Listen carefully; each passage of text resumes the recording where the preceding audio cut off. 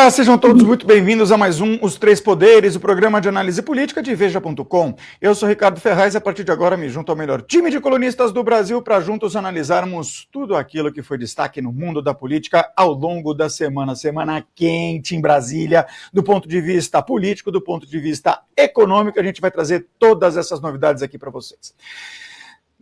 Melhor time de colunistas do Brasil, que hoje vem escalado aí com Robson Bonin, com José Benedito e também com Matheus Leitão. E para a gente começar essa conversa, a gente recebe hoje nosso colega Jorge Cajuru, senador da República, nosso colega porque é jornalista também, completando aí 50 anos de jornalismo. Ele contou para a gente aqui enquanto a gente esperava para entrar no ar. Senador, muito obrigado pela sua presença aqui nos Três Poderes. Bom, inicialmente, Deus e saúde ao mundo inteiro que acompanha Veja.com e, sinceramente, neste programa diferenciado, Os Três Poderes, que eu nunca perco a oportunidade de acompanhá-lo quando chego em casa, peço para que haja a gravação, porque é um quarteto raríssimo de jornalistas talentosos, independentes e com opiniões polêmicas, porém próprias e embasadas. Ricardo, você, ao Matheus, ao José Benedito, ao Bonin, enfim, eu estou aqui à disposição para esse tema que é muito importante e eu vou trazer, com certeza, novidades que vocês ainda não sabem. Senador, a gente decidiu convidar o senhor agora porque nós estamos vendo aí a discussão toda em torno dessa proposta de lei de anistia que encontra mais dificuldade de ser aprovada na Câmara e no Senado, e o senhor é o relator de um projeto de lei muito importante para o país que propõe disciplinar essa questão da presença de pessoas, né, das Forças Armadas no governo federal. A gente teve aí uma presença muito intensa no governo do ex-presidente Jair Bolsonaro e a gente tem frequentemente muitos militares que tentam se candidatar a algum cargo eletivo, seja senador, deputado ou até vereador, e muitas vezes essas pessoas se licenciam, concorrem às eleições e, se não são eleitas, acabam voltando para suas carreiras. A proposta do senhor prevê aí que quem quiser seguir carreira ou mesmo exercer cargo no executivo precisa abandonar o posto militar e ir para a reserva. Minha pergunta é a seguinte: como que anda a tramitação desse projeto de lei dentro do Senado Federal, tendo em vista que a gente está tendo muita movimentação em torno dessas questões? O lado bolsonarista tentando puxar para a anistia e o lado do governo tentando puxar para esse PL cujo o senhor é relator.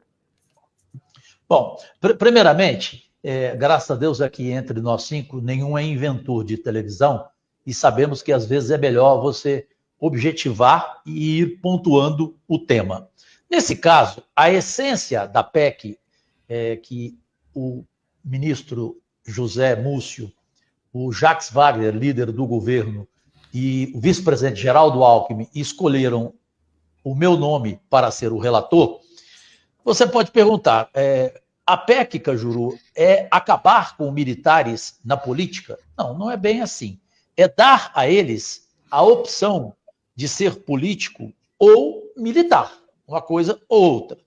Pois hoje, na verdade, o militar, se ele se candidata e perde a eleição, como você colocou muito bem aí, Ricardo, no seu questionamento, ele perde a reeleição e faz o quê? Ele volta para o quartel para fazer o quê? Para fazer aquele proselitismo político. É a realidade. Concluindo, para o segmento principal da sua pergunta, mudou muito. Eu imaginava que essa PEC ficaria engavetada para o resto da vida no ano passado. Hoje, o que eu vejo no plenário, até com senadores bolsonaristas, é que ela vai ser votada realmente em plenário em abril, porque vocês quatro sabem muito bem, você aí do outro lado, nosso único patrão que nos assiste na Veja.com, que não tem como algo que passou pela principal comissão, que é a Comissão de Constituição, Justiça, perfeito? Constitucionalidade, que é a CCJ, foi aprovada a PEC na CCJ, então ela já tinha que ter estado lá atrás votada. E não foi por quê? Porque houve um clima desfavorável, o general Hamilton Mourão, outros com as posições, e hoje não. Hoje eles próprios falam que há um bom clima nas Forças Armadas e que não tem mais ninguém contra a votação desta PEC. Por isso que o Davi Alcolumbre colocou para 12 líderes, isso eu informo em primeira mão para vocês, a pauta, ele colocou 5 projetos prioritários. E um dos 5 é esse, a PEC dos militares. E colocou, inclusive, o PEC do fim a chamada PEC do fim da reeleição. E ele colocou também como uma das prioridades. E nenhum dos 12 líderes presentes, nenhum questionou. Porque na reunião dos líderes, o Davi, o presidente, ele apresenta a pauta, fala que quer colocar e ouve a opinião de cada líder. Nenhum foi contrário. Robson Boninho, bom dia a você, sua pergunta. Ricardo, boa tarde, né, aos nossos colegas aqui, o pessoal que está em casa. Senador, prazer ter o senhor por aqui. Na semana passada, se não me engano, o ministro José Múcio deu uma circulada pelo Senado, foi conversar com os colegas do senhor, para falar dessa PEC, né, que é muito importante, e para falar de uma PEC também que trata da previsibilidade orçamentária da defesa, né, que os projetos de defesa no país, a gente sabe que sofrem cortes governo após governo, e eles vão se prolongando de 10 anos, vindo a 50 anos, quando algum equipamento militar é concluído, ele já está obsoleto. E eu queria perguntar para o senhor, em que medida essa promessa que o Davi Alcolumbre fez recentemente para os militares, de que o Senado vai ajudar com dinheiro, vai dar um apoio para, de fato, reconhecer, né, que a defesa é importante para o país e tudo mais, isso melhorou o clima entre os militares em relação a essa PEC, né, da questão política? Bom, na verdade, aí, eu fico primeiro preso quando você falou do José Múcio, e antes de responder, eu vou trazer aqui também, pela primeira vez, para vocês, nos Três Poderes, o resumo que foi feito pelo ministro José Múcio de todas as conversas dele no Congresso Nacional e com pessoas das Forças Armadas. Tem 2 aqui. Vou apresentar as 2 que ele me contou e que eu fiquei surpreso.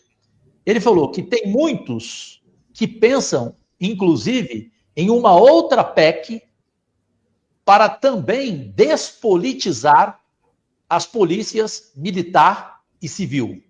Agora a última parte, que seria o terceiro ato, que é mais forte, que surpreendeu a ele, José Múcio, ministro, e a mim também. Há quem vá mais longe, que defende a restrição do acesso de militares a ministérios e outros órgãos civis no executivo do governo.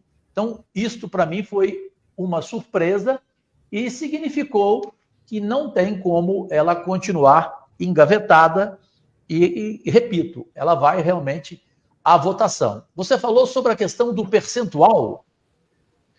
Não, eu me referia a essa discussão que está correndo em paralelo com essa matéria, que é a promessa do Davi Alcolumbre de liberar verbas para a defesa, tirar o Exército, a Marinha Aeronáutica desse sufoco financeiro. Né, como a gente sabe que existe essa mão dupla na política, se essa promessa do Davi ajudou também a melhorar o clima entre os militares para aceitar essa PEC, né, que o senhor está conduzindo agora, que a gente sabe que até bem pouco tempo os militares eram contrários, tinham críticas ali, reservas sobre esse tema. Bom, o Davi Alcolumbre antecipou para mim que para ele passa no Senado com certeza absoluta a PEC dos militares. Fez essa observação em que, na minha opinião, ele foi habilidoso, correto? Eu acho que ele encontrou ali, eu sempre converso com a minha assessoria sobre de que forma, a minha assessoria de comunicação, eu tenho profissionais que trabalharam em grandes veículos de comunicação comigo, e eu gosto de ouvi-los. O que vocês acharam dessa decisão do Davi? Ele foi inteligente, Cajuru, ele foi mais esperto, mais hábil do que o Rodrigo Pacheco, que durante o seu tempo ele acabou deixando engavetar a PEC e não acrescentou nada, né? Principalmente essa questão da decisão de verbas do Davi Alcolumbre como presidente do Senado e do Congresso. Matheus Leitão, uma boa tarde a você. Boa tarde a todos. Senador, prazer te receber aqui. Prazer mesmo. Eu cubro esse assunto dos militares há muitos anos, né? E fico com essa impressão que tudo que envolve os militares no Brasil demora. Tudo demora, né? Por que até essa PEC, que é tão importante, demora se o ministro da Defesa é a favor, né? E os próprios comandantes militares atuais, segundo a informação que eu tenho, são a favor também desse projeto? Bem, Matheus, Ricardo, José Benedito, Bonin, senhoras e senhores, eu penso, sinceramente, que, no fundo, os bolsonaristas têm preocupação. Os bolsonaristas, porque alguns deles, e vieram até falar para mim diretamente, Cajuru, você está querendo essa PEC para nunca mais termos Bolsonaro, né? Não tem nada a ver uma coisa com a outra, de forma alguma. O que essa PEC garante que nós não vamos ter, de repente, um retorno do Jair Bolsonaro como candidato e, de repente, eleito, né? Então, não há como você usar esse argumento. Aqui dentro, antes, eu sentia a reação forte apenas do general Hamilton Mourão. Eu não via nenhum outro senador usar a tribuna ou até fazer a parte, porque por várias vezes eu subi a tribuna para dar satisfação à sociedade brasileira deste meu relatório, né? Cuja uma parte aqui eu até reservei para vocês observarem, para vocês analisarem, e com o respeito que tem pelas suas opiniões, eu prestar atenção se cometi algum erro. Então, em linhas gerais, é um clima hoje totalmente favorável. Só não vai votar agora em março, porque o Davi está indo para o Japão amanhã e ele só volta no outro sábado com o presidente Lula. Aí já será o quê? Já será 1º de abril, na terça-feira, né, quando voltaremos a ter o Davi e uma pauta mais forte, porque aí ele vai começar a priorizar aqueles 4 que eu comentei com vocês.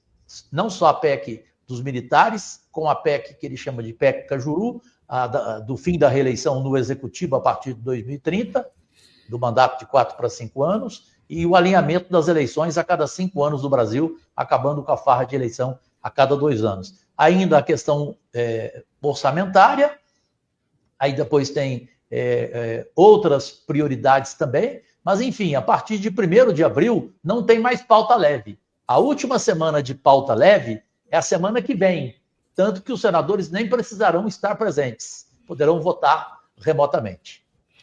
Zé Benedito, boa tarde. Sua pergunta ao senador Jorge Cajuru. Boa tarde, Ricardo. Boa tarde, companheiros. Senador, muito obrigado por ter aceitado participar do programa. Eu queria contar uma curiosidade, que a última vez que eu vi o senhor pessoalmente, o senhor não me viu porque o senhor não me conhecia. Foi no Pinguim, na choperia Pinguim, do Ribeirão Shopping, o senhor, o Datena e o Sócrates. E vou dizer para o senhor, não foi a primeira vez que eu vi esse trio lá, porque eu morei em Ribeirão de 2003 a 2008, e era muito comum encontrar Datena, Cajuru e Dr. Sócrates no shopping. Você se lembra disso, né? Dessa choperia? Eu lembro perfeitamente, José Benedito, e você me dá aqui uma lembrança maravilhosa, né? Para quem bebia mais? Quem bebia mais? Não, eu não contei. Eu vou dizer rapidamente, objetivamente, só algo que eu nunca falei nesses 50 anos de carreira. Eu comecei a beber com os dois com 12 anos de idade. Eu já era radialista. Trabalhava na Rádio Renascença e fiquei amigo dos dois, e os dois me levaram para o Pinguim. A gente chegava no Pinguim 10h30 da manhã, em alguns dias, e saíamos 2, 3 horas da madrugada. O Sócrates bebia disparadamente mais do que Datena e eu juntos. E um detalhe, o Sócrates bebia o dia inteiro, não comia, presta atenção, não beliscava nada. Datena e eu comíamos um sanduíche de carne, queijo e tomate, que, aliás, é uma delícia. E um detalhe, o Sócrates não ficava bêbado e não ia no banheiro fazer xixi. É um mito, esse é o verdadeiro mito. Então, em algumas dessas vezes que os senhores estavam lá, eu estava lá também, mas o senhor não me conhecia, senador. A questão minha é de visão, né, Zé? Desde menino eu tenho problema de visão, né? Hoje eu estou com 3%. Senador, vamos para a pergunta. Então, eu ia dizer para o senhor o seguinte, realmente não tem muita... Eu vi aqui, o senhor falou do senador Hamilton Mourão, acho que o senador Sérgio Moro também foi contra, realmente tem pouca resistência, mas um comentário que eu ouço é que é o seguinte, há o temor de que, aprovada essa PEC para os membros das Forças Armadas, isso depois seja estendido também para as polícias militares nos estados. E esse problema é muito maior, porque, assim, nas últimas eleições, o número de policiais militares, a maioria bolsonarista, inclusive, que se elegeram como deputado estadual, senador, vereador, prefeito, o senhor acha que essa PEC, uma vez aprovada, ou até mesmo durante a votação dela, porque de repente pode acontecer alguma emenda ali, pode alcançar também os policiais militares em algum momento? Zé, ótima pergunta. Pode ter certeza absoluta que haverá emenda sobre isso, até porque parte da imprensa, esqueci aqui qual foi o veículo, apresentou um editorial com essas opiniões sobre policiais militares e civis, correto? E sobre a redução de militares que entraram na política e que estão nos decepcionando com a falta de preparo, né, com a ganância, porque a gente pega o portal de transparência, vê lá um militar deputado, um militar senador, é impressionante. Eles usam todos os privilégios e mordomias, R$126 mil por mês, como auxílio de alimentação, moradia, carro oficial, tudo, passagem aérea, tudo. Não abre mão de nada, rigorosamente nada. São R$126 mil por mês. E tem a verba indenizatória de R$42 mil por mês, que você faz com ela o que quiser, e você não tem que dar satisfação de nenhuma, né? Auxílio alimentação, por exemplo, é brincadeira.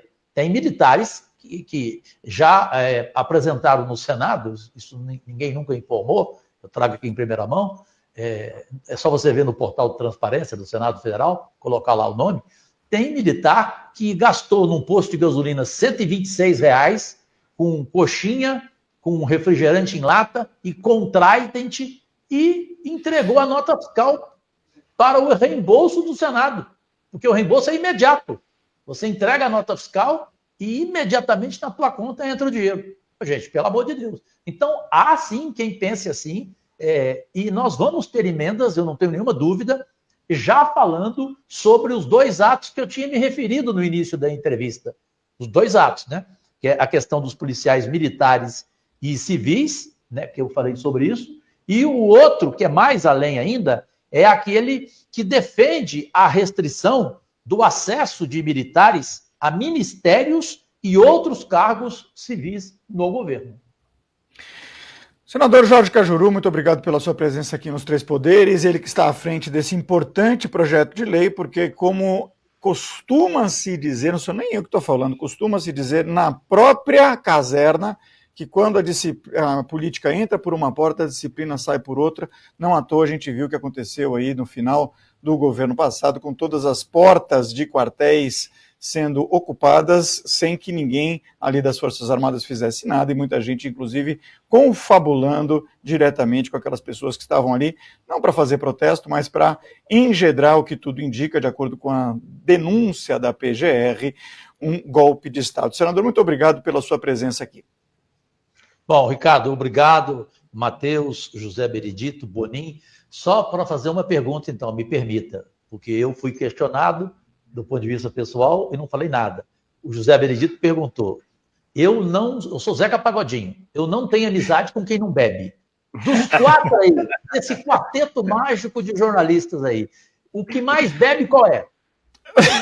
Rapaz, acho que eu aceitei com o Matheus e com o Boni para beber só uma vez, com o Zé nunca bebi. Não. Agora, eu tô na rabeira aí, viu, senador? Eu sou fraquinho. Então o Zé Benedito tem cara de gostar demais. Eu morei... É o Zé, com certeza o Zé. Eu morei em Ribeirão 5 anos, era muito calor, era muito quente, lá tem um monte de choperia boa. Então talvez seja eu mesmo, viu, senador? Foi formado no Pinguim. Foi formado no Pinguim, Só observando as mesas do lado, ele já bebia só para imitar. É corintiano, eu sou corintiano, Sócrates é meu ídolo, o maior jogador que eu conheci. E quantas vezes eu vi o Sócrates lá, Olha quem que ele via, Sócrates, Datena e Cajuru, né?